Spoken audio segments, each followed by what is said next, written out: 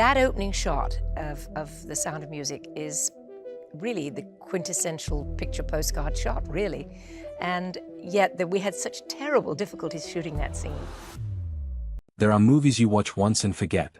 And then there are movies that burrow so deep into the culture that decades later, people are still humming the songs, still misting up at the wedding scene, still laughing at the children tumbling out of a rowboat. The Sound of Music is one of those films. Released in 1965, it became one of the greatest box office successes in cinema history, earned 5 Academy Awards, and turned Julie Andrews into one of the most beloved actresses on the planet. But here is something the posters never told you: even the most iconic movie ever made has its cracks. And when you lean in close enough, the cracks tell a story all their own. Today we are going to look at the bloopers, the behind-the-scenes truths, and the fascinating mistakes that slipped past the editors, the directors, and the studios, moments that make this perfect film just a little bit beautifully imperfect. Let's start with something that will change how you watch every guitar scene in the movie. When Julie Andrews was cast as Maria, she arrived on set with no guitar playing experience whatsoever. None. And yet there she is in the film, strumming away while singing to the Von Trapp children as if she had been playing since childhood. The reality behind those scenes is far more human and far more charming. Andrews had to learn the basics of the instrument quickly, but mastering both the playing and the singing at the same time while cameras were rolling proved to be genuinely overwhelming.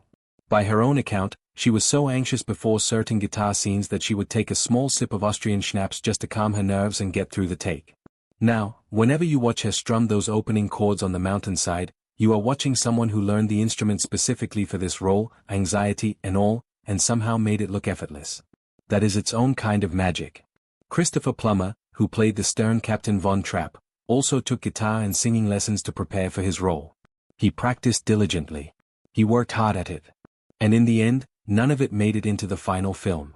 The studio brought in a professional singer and a separate guitarist to re-record all of his musical parts.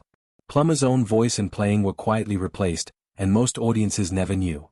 The man you see on screen performing with such authority is miming to someone else's work entirely. It is one of Hollywood's great invisible sleight-of-hand tricks, and it worked perfectly. Speaking of things working out differently than planned on set, let us talk about the rowboat scene. In the story, the Von Trapp family tips out of a boat on a lake, and Maria splashes in to rescue the youngest child, little Gretel. It is a brief, comedic moment in the film. What the movie does not show you is what actually happened when the cameras were rolling. Kim Carafe, the young actress playing Gretel, could not swim. When the boat tipped over for real during filming, everyone went into the water at once. Julie Andrews was supposed to grab Kim immediately and pull her to safety. But Andrews lost her footing as the boat flipped and fell backward, leaving Kim struggling in the water, swallowing a significant amount of it before help arrived. Kim was so distressed by the experience that she became sick afterward and vomited, and the unfortunate recipient of that moment was Heather Menzies, the actress playing Louisa. Kim recovered quickly, but everyone on set that day remembered it as one of the more genuinely frightening moments of the entire production. Now let us talk about Christopher Plummer's complicated relationship with the film itself. While Julie Andrews threw herself into the project with passion and professionalism, Plummer spent most of the shoot in a state of barely concealed misery. He found the material too sweet, too sentimental, too relentlessly cheerful for his taste. He reportedly referred to the film with a series of unflattering nicknames over the years, calling it that movie, or giving it the initials S&M, or referring to it as the Sound of Mucus. His unhappiness on set was not just emotional. He coped with his frustration the way a certain type of unhappy person sometimes does, by eating and drinking rather enthusiastically, and gained a considerable amount of weight during production. The wardrobe department had to continually adjust and resize his costumes to accommodate the changes. And yet, despite all of this, when you watch the final film, Plummer is commanding, charismatic, and deeply convincing as the captain. Sometimes great art comes from great discomfort. Here is one that surprises almost every viewer when they first learn it. The grand house you see throughout the film, the sweeping Von Trapp estate with its manicured gardens and iconic exterior, is not a single building. It is not even a real family home. The production team used 2 entirely separate buildings to create the impression of one estate, one structure for exterior shots of the front, another for the back. And none of the interior scenes were filmed in either building. Those were constructed on studio sets in Hollywood, California, thousands of miles from Austria. Even the famous gazebo where Liesel and Rolf danced through 16 going on 17 was purpose-built for the film. It was not a pre-existing structure on any Austrian property. After filming, the gazebo was relocated twice and eventually found a permanent home at Hellbrunn Palace in Salzburg, where it became a tourist attraction. The courtyard scenes depicting Nürnberg Abbey, where Maria begins her journey as a novice nun, were also recreated on a Hollywood set by a designer named Boris Levin, whose work was so convincing, down to the specific stones and window shapes, that many people who visit the real abbey still believe those scenes were filmed there. And here is one that will genuinely shock people who grew up thinking Edelweiss was part of Austria's cultural heritage. It is not an Austrian folk song. It was never an Austrian folk song. It has no Austrian roots at all. It was written in America by the legendary songwriting partnership of Rodgers and Hammerstein specifically for the Broadway production of The Sound of Music. All of the music in the show that carries that warm, alpine, European feeling was composed entirely by these two American men. Edelweiss holds a particularly poignant place in their legacy. It was the final song the two ever collaborated on. Oscar Hammerstein died in 1960, just 9 months after the show's Broadway premiere, and he never lived to see the film adaptation that would carry his work to an audience of hundreds of millions. Despite having no genuine Austrian origin, Edelweiss became so embedded in popular consciousness that people around the world assumed it was a national anthem or a traditional folk hymn. In some ways, that is the highest possible compliment to the songwriting. Let us now step away from the film itself and talk about the real woman whose life inspired it. In 1956, a German film producer approached Maria von Trapp and offered her $10,000 for the rights to her life story.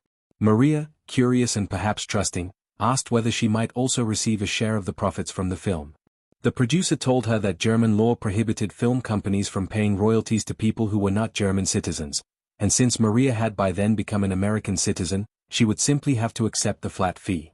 A few weeks later, the producer returned with a slightly reduced offer, $9,000 in cash, payable immediately. For the Von Trapp family, who had struggled financially for years, this was an enormous sum, more than they had ever earned from a single performance. Maria accepted. It was only afterward that she discovered there was no such law in Germany. The producer had invented the legal restriction entirely. He had obtained complete, permanent control over her life story for a fraction of what it was worth, through a straightforward lie. Maria was deceived. Rodgers and Hammerstein, who had no legal obligation to do anything, chose to give the Von Trapp family a small voluntary share of the stage shows and film's earnings out of simple human decency. It was not much. But Maria, remarkably, did not spend the rest of her life bitter about it. She later said that the joy and hope the film brought to people all over the world were worth more than any sum of money. There are also some significant things the film got wrong about history. The most visually dramatic sequence in the movie, the one where the Von Trapp family sneaks through the dark, scrambles over rugged mountain passes, and escapes into Switzerland at night while Nazi soldiers close in, is almost entirely fictional. In reality, the family's departure from Austria in 1938 was calm, organized, and conducted in broad daylight. According to official records and interviews preserved in United States National Archives, they packed their belongings, walked to the train station, and boarded a train while telling everyone around them that they were simply going on a trip to sing in America. They did not flee on foot. They did not scramble over the Alps. They did not even go to Switzerland. They traveled to Italy, where Captain Von Trapp held citizenship due to his birthplace being in a region that had become Italian territory after the First World War. From Italy they went to London, and from London they sailed to the United States. The whole escape was less a dramatic midnight thriller and more a carefully managed and decidedly undramatic emigration. There are also things the film omitted entirely. The real musical force behind the Von Trapp family singers was not Maria, and it was not some fictional character named Max Detweiler. It was a Catholic priest named Father Franz Wozner, who had rented a room in the family home during the difficult economic years of the 1930s, when the Von Trapps had lost much of their wealth in a bank collapse and were taking in lodgers to pay the bills. Father Wozner recognized genuine musical talent when he heard the family sing together, and he became their musical director, their coach, and the guiding intelligence behind their professional career. He traveled with them out of Austria. He toured with them across Europe and then across America. He stayed with them for years. The film replaced him with a fictional secular character because the producers felt that a priest in the role of musical director would distract from Maria's central story. Father Wozner, the man most responsible for the family's musical success, never appears in the film at all. The real Maria von Trapp was also nothing like the gentle, shy, quietly spiritual figure that the film presents. The actual woman was vibrant, loud, rule-breaking, and by her own cheerful admission, thoroughly difficult to manage within a convent. She described herself in a 1980 interview as having been genuinely dreadful at following the rules of the abbey. She broke dishes, talked when silence was required, ran through the cloisters, whistled sacred Gregorian chants in a deliberately irreverent way, and at least once climbed onto the roof of the convent. The nuns who had to live with her apparently found her as charming as she was exhausting. She was sent to the Von Trapp household partly because the abbey's leadership believed that a change of environment would do everyone some good. The film also significantly distorted Captain George Von Trapp's personality. His real children were upset for the rest of their lives about how their father was portrayed on screen: cold, distant, military, emotionally unavailable. In truth, George Von Trapp was by all accounts a warm, generous, and loving father.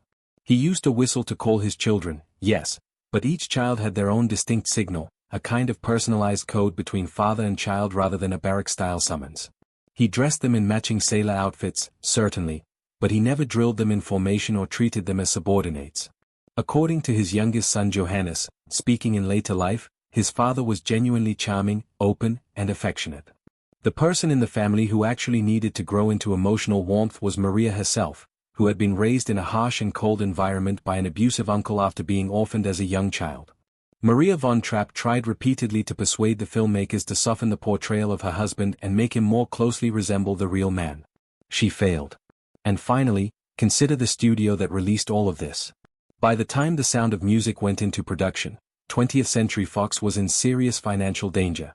The studio had poured a catastrophic amount of money into the 1963 epic Cleopatra, a production that was supposed to cost $2 million and ended up consuming more than $44 million, making it one of the most expensive films ever made at the time. Cleopatra performed reasonably at the box office but not nearly well enough to cover what it had cost. Fox was teetering on the edge of bankruptcy. Nobody was certain that a big-budget musical was the right gamble. Musicals had been falling out of fashion. The industry was changing. Many people inside the studio had serious doubts. Then The Sound of Music opened in March 1965 and those doubts evaporated instantly. The film did not just succeed, it became the highest-grossing movie of the entire year. By the following year, it had surpassed Gone with the Wind to become the highest-grossing film of all time, a record Gone with the Wind had held for 24 years. The Sound of Music did not just save a studio. It rewrote the record books.